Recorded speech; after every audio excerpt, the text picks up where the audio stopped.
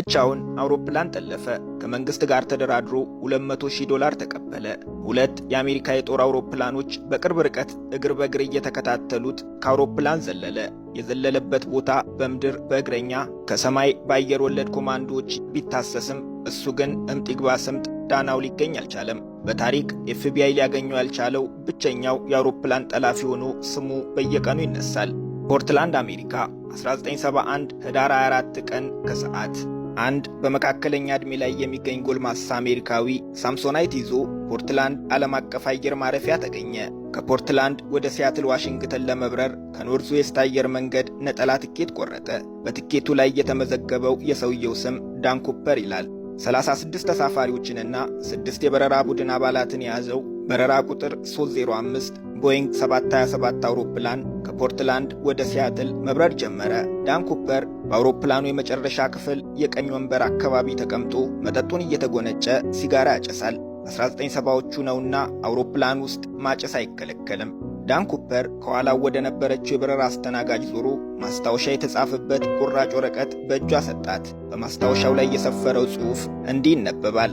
ቦምብ ይዣለሁ፣ አጠገቤ እንድትቀመጭ ይፈልጋለሁ። የበረራ አስተናጋጇ በድንጋጤ እየተርበተበተች ከጎኑ ተቀመጠች። ነገሩ ቀልድ አለመሆኑን እንድታውቅ በሳምሶናይት የያዘውን ቦምብ ከፍቶ አሳያት። ቀጥሎ ምን እንደሚፈልግ አስረዳ። $200,000 በካሽ እፈልጋለሁ። 4 ፓራሹቶች ይዘጋጁልኝ። ሲያትል ከማረፋችን በፊት የአውሮፕላን ነዳጅ የጫኑ መኪኖች አየር ማረፊያው ቆሞ ይጠብቁኝ። ይህ ቀልድ አይደለም፣ ካልሆነ ሁላችንም አየር ላይ እንጋያለን። መልእክቱ ካስተናጋጇ ለአብራሪዎቹ፣ ከአብራሪዎቹ ሲያትል ወደሚገኘው ጣቢያ ተላለፈ። አውሮፕላኑ ሲያትል ቢደርስም የኩፐር ትዕዛዞች እስኪሟሉ በአየር ማረፊያው ዙሪያ እየበረረ ቆየ። ጥሬ ገንዘብ ከባንክ፣ ፓራሹት ከማሰልጠኛ ትምህርት ቤት ተገኘ። የአውሮፕላን ነዳጅ የጫኑ መኪኖች ተዘጋጅተው ሲያትል አየር ማረፊያ ደረሱ። ይህም ለኩፐር ተነገረው። ከተያዘለት ለ2 ሰዓታት የዘገየው አውሮፕላን በሰላም ሲያትል አየር ማረፊያ ደረሰ። የበረራ አስተናጋጇ ብቻ ከአውሮፕላኑ ወርዳ በኩፐር ትዕዛዝ መሠረት የተዘጋጀውን ገንዘብና ፓራሹት ተቀብላ ወደ ፕሌኑ ተመለሰች። ትዕዛዙ በትክክል መፈጸሙን ያረጋገጠው ኩፐር ሁሉም ተሳፋሪዎችና 2 የበረራ አስተናጋጆች ከአውሮፕላኑ እንዲወርዱ ፈቀደ።